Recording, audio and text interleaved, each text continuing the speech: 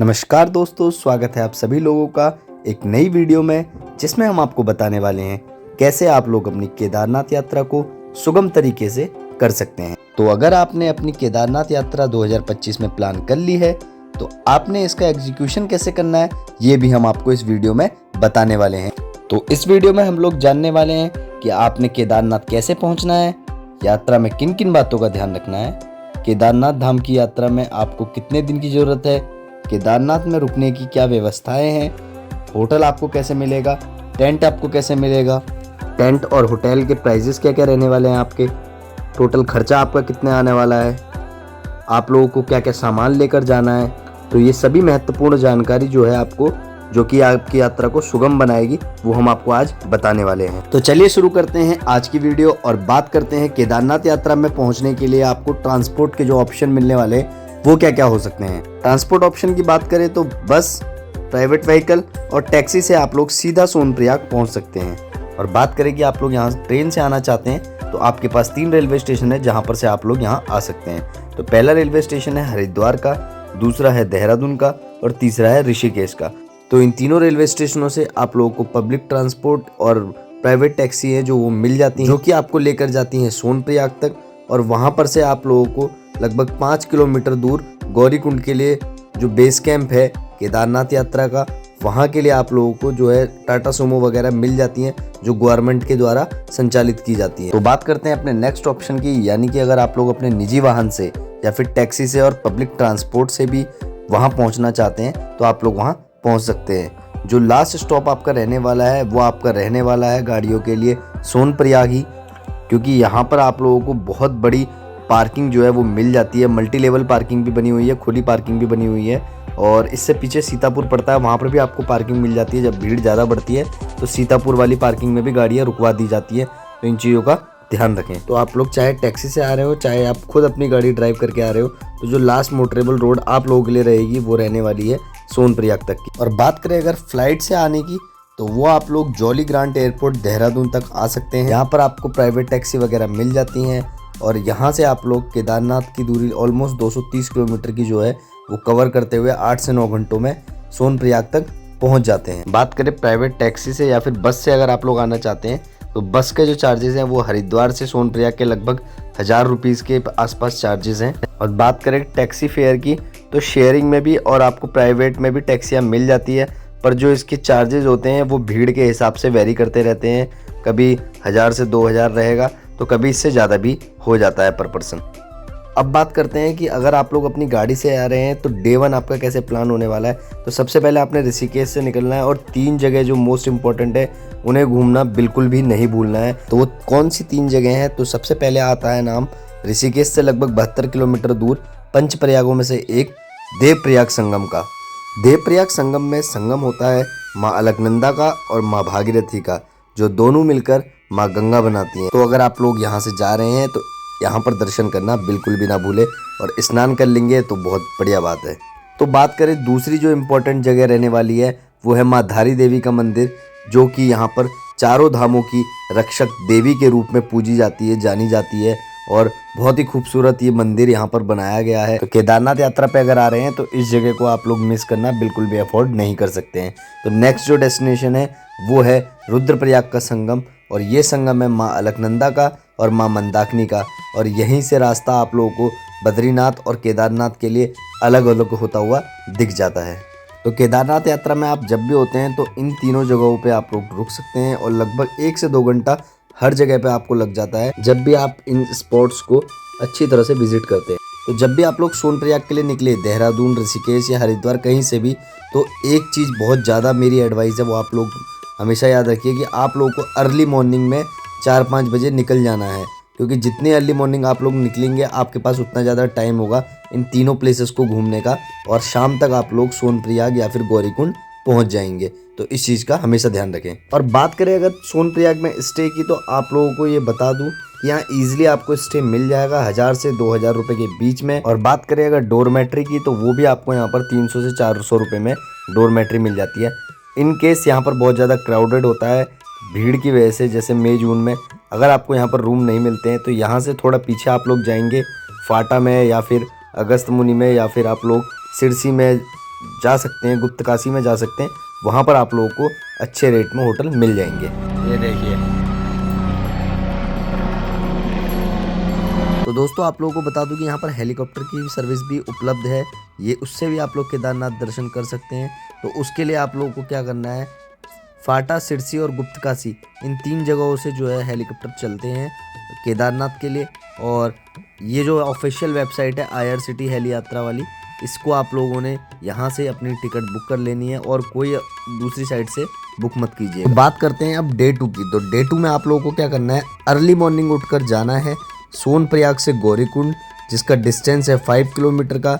और यहाँ पर आप लोगों को प्राइवेट टैक्सी जो कि गवर्नमेंट द्वारा चलाई जाती है, जिसका चार्ज है 50 से 60 रुपए के बीच में, उससे आप लोगों ने गौरीकुंड पहुंच जाना है। गौरीकुंड वो स्थान है जहां से आपने अपने केदारनाथ का ट्रैक जो है वो स्टार्ट करना है, लेकिन उससे पहले आपने गौरीकुंड के दर्शन करना बिल्कुल ना भूले, क्योंकि गौरीकुंड यहाँ पर एक कुंड बनाया गया है जो कि गर्म पानी का कुंड है। कहते हैं कि इसमें हमेशा पानी जो है वो गर्म रहता है। यहाँ पर आप लोग स्नान कर सकते हैं। साथ में यहाँ पर एक गौरी माता का मंदिर है, उसमें भी आप लोग दर्शन कर सकते हैं। और यहाँ से दर्शन करने के बाद ही आपने अपनी यात्रा जो है वो स्टार्ट करनी है केदारनाथ की। तो ये जो पूरा ट्रेल है, पूरा रास्ता है, आप लोगों को रोमांचित कर देगा और बहुत ज़्यादा मज़ा आने वाला है। और जब आप फाइनली बाबा से मिलते हैं, बाबा के दर्शन करते हैं, तो आप लोगों को जो मज़ा आता है, जो आप लोगों को पूरी थकान होती है, वो बाबा के दर्शन मात्र से मिट जाती है। कुछ लोग जो हैं वो अपनी यात्रा शुरू करते हैं गौरीकुंड से ही, क्योंकि गौरीकुंड में भी यहाँ पर स्टे मिल जाता है, पर यहाँ पर बहुत ज़्यादा लिमिटेड स्टे हैं। तो इस बात का ज़रूर ध्यान रखें, अपना प्लान करें कि आप लोग जो स्टे है वो सोनप्रयाग ही रखें। और क्राउडेड नहीं है बहुत ज़्यादा, तो आप लोग गौरीकुंड में भी अपना स्टे रख सकते हैं। 2 से 4 हज़ार रुपये के बीच में आप लोग को यहाँ भी स्टे देखने को मिल जाता है। अगर आप लोग सोनप्रयाग से आ रहे हैं तो सोनप्रयाग से जितनी जल्दी हो सकता है उतनी जल्दी निकलिए। प्रोबेबली सुबह 3 से 4 बजे तक निकल जाइए, क्योंकि 22 किलोमीटर का जो पूरा ट्रैक होने वाला है ये बहुत मुश्किल होने वाला है, इतना आसान नहीं है जितना आप समझ रहे हैं। लगभग 9 से 12 घंटे आप लोगों को लग जाते हैं इस पूरे ट्रैक में। और सबसे ज़रूरी जो चीज़ है वो है कि कोशिश कीजिए आप लोग शाम को 6 बजे से पहले केदारनाथ पहुंच जाए, क्योंकि यहाँ पर शाम की आरती होती है। और अगर आपने वो आरती देख ली तो आपको जो मज़ा आने वाला है, जो आपके दर्शन होने वाले हैं, वो परिपूर्ण दर्शन हो जाएंगे और आपकी जो पूरी थकावट है पूरे दिन की वो एकदम से खत्म हो जाएगी। तो अब मैं बात करता हूँ उन लोगों की जो 22 किलोमीटर की पैदल यात्रा करने में असमर्थ हैं। वो लोग पालकी, पिट्ठू और पौनी से भी यात्रा कर सकते हैं। पर्सनली मैं ये रिकमेंड नहीं करता हूँ, क्योंकि if you are not senior citizen और फिजिकली चैलेंज, देन प्लीज़ अपने पैरों से ही चलकर इस यात्रा को पूरा करें। गौरीकुंड से लगभग आधा किलोमीटर दूर ही आप लोगों को घोड़ा पड़ाव मिल जाएगा, और यहीं से आप लोगों को घोड़ा, खच्चर और पौनी जो है वो मिल जाती है। सबसे पहले लगभग 3000 से 6000 रुपये के बीच में स्टार्टिंग होती है इनकी, और वेट और डिस्टेंस के हिसाब से भी अलग अलग चीज़ें यहाँ पर तय की जाती हैं। और अगर आपको क्राउड बहुत ज़्यादा है और बहुत ज़्यादा भीड़ है इन स्टार्टिंग मई जून में, तो ये लोगों के प्राइजेस 10,000 से 13,000 के बीच में भी जाते हुए देखे हैं मैंने।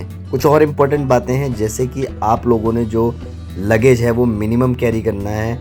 आप लोग सोनप्रयाग और गौरीकुंड में अपने क्लॉक रूम मिलते हैं, वहाँ पर आप लोग क्लॉक रूम लेके वहाँ पर अपना लगेज रख सकते हैं। सिर्फ वही लगेज कैरी करें जो आप लोग को इम्पोर्टेंट लगता है, जैसे आपके वार्म क्लोथ्स हैं या फिर कुछ इम्पोर्टेंट खाने पीने की चीज़ें हैं, वहीं आप लोग कैरी कर सकते हैं। तो अब बात कर लेते हैं कि आप लोगों ने इस यात्रा में क्या क्या लेके जाना है अपने साथ। तो पहली जो चीज़ है वो है गुड ट्रैकिंग शूज़। तो अगर ट्रैकिंग शूज़ नहीं खरीद पा रहे हैं तो स्पोर्ट्स शूज़ लीजिए विद गुड ग्रिप, क्योंकि रास्ता जो है वो बहुत ज़्यादा ख़राब मिलने वाला है। पूरी स्नो है, और स्नो अगर ख़त्म हो जाती है तो रेन होती है, रेन में आप लोगों को चलने में दिक्कत होती है। दूसरी जो इंपॉर्टेंट चीज़ है यात्रा में वो है वार्म क्लोथ्स। जितने भी आपके पास अच्छे और गर्म कपड़े हैं वो ज़रूर ले लें, क्योंकि रात को बहुत ज़्यादा ठंड बढ़ जाती है इस जगह पे, और कई बार टेम्परेचर माइनस से भी नीचे चला जाता है। उसके बाद जो हम बात करने वाले हैं वो अगली चीज़ है, वो है कैप और आपके गुड ग्लव। जितने आपके पास अच्छी कैप, गर्म कैप होगी और अच्छे ग्लव्स होंगे, उतनी आप लोग ठंड बेयर कर सकते हैं। और पूरे रास्ते में आपको अलग अलग मौसम मिलता है, तो कोशिश कीजिएगा कि extra pair of gloves and cap आप लोग अपने साथ रखें, ताकि कभी वो भीग भी जाए तो आपके पास पहनने के लिए हों। फोर्थ जो इम्पोर्टेंट चीज़ है इस ट्रैक में वो है आपके अच्छे रेनकोट, क्योंकि जब भी आप इस रास्ते पे जाते हैं तो हर आधे घंटे में यहाँ पर मौसम चेंज होता है। कभी आपको यहाँ पर बहुत तेज़ बारिश दिखती है, कभी यहाँ पर फॉग दिखता है और कभी कभी यहाँ पर बहुत तेज़ धूप होती है। तो एक अच्छा रेनकोट आपको बारिश से भीगने से बचा सकता है और आप लोग बीमार भी नहीं होंगे और अच्छे से इस यात्रा को कर पाएंगे। पांचवी जो इम्पोर्टेंट और नेसेसरी चीज़ है वो है आपकी मेडिसिन। स्पेशली जो लोग अभी तक हाई एल्टीट्यूड पे नहीं गए हैं तो उनके लिए ज़रूरी है, क्योंकि जो मंदिर है वो 12,000 फीट की ऊंचाई पे है और आपको यहाँ पर सांस लेने में बहुत ज़्यादा दिक्कतें हो सकती हैं। और जो पहले से आपकी बीमारियां हैं उनकी मेडिसिन चल रही है तो वो भी आप अपने साथ यहाँ पर ज़रूर लेके आए, क्योंकि आप लोगों को यहाँ पर प्रॉब्लम थोड़ी सी हो सकती है। और बात करें अगर पेट पूजा की, तो यहाँ पर पूरे रास्ते में आप लोगों को खाने की बहुत सारी चीज़ें तो मिलती हैं, लेकिन आप लोगों ने अपने साथ dry fruits, ready to eat foods ज़रूर कैरी करने हैं और कुछ फ्रूट्स भी आप लोग अपने साथ कैरी कर सकते हैं, क्योंकि ये सभी चीज़ें जो है वो बहुत ज़्यादा महंगी यहाँ पर मिलने वाली है। और उसके पीछे रीज़न भी है, क्योंकि यहाँ पर जो सामान है वो ऊपर जाता है घोड़े और कच्छरों से और पालकी से, तो इस वजह से इसकी जो ओवरऑल कॉस्ट होती है वो बहुत ज़्यादा बढ़ जाती है। नेक्स्ट इंपॉर्टेंट चीज़ जो आपको लेके आनी है वो आपको कैरी करना है कैश यहाँ पर बहुत सारा, क्योंकि कैश आप लोग कैरी करते हैं तो आपको ऑनलाइन पेमेंट वाला इशू यहाँ पर नहीं आता है। कई बार नेटवर्क कई जगहों पे नहीं होते हैं और कई बार कोई कोई एक्सेप्ट भी नहीं करता है, तो इसलिए आप लोगों ने यहाँ पर प्लेंटी ऑफ कैश रखना है अपने पास। एटलीस्ट आपकी जितनी ओवरऑल ट्रिप की खर्चा है उससे 5 से 7 हज़ार रुपये ऊपर नीचे आप लोग रख सकते हैं। अगली जो मोस्ट इंपॉर्टेंट चीज़ है वो बहुत ज़्यादा ज़रूरी है। जब भी आप लोग यात्रा पर आ रहे हैं, यात्रा पे आने से पहले आप लोग थोड़ा एक्सरसाइज वगैरह करिए, प्रैक्टिस करिए आप लोग 2 से 4 किलोमीटर 5 किलोमीटर डेली चलने की, एटलीस्ट 1 से 1.5 महीने पहले, ताकि आप लोग इस ट्रैक को थोड़ा सा स्मूथली कर सकें।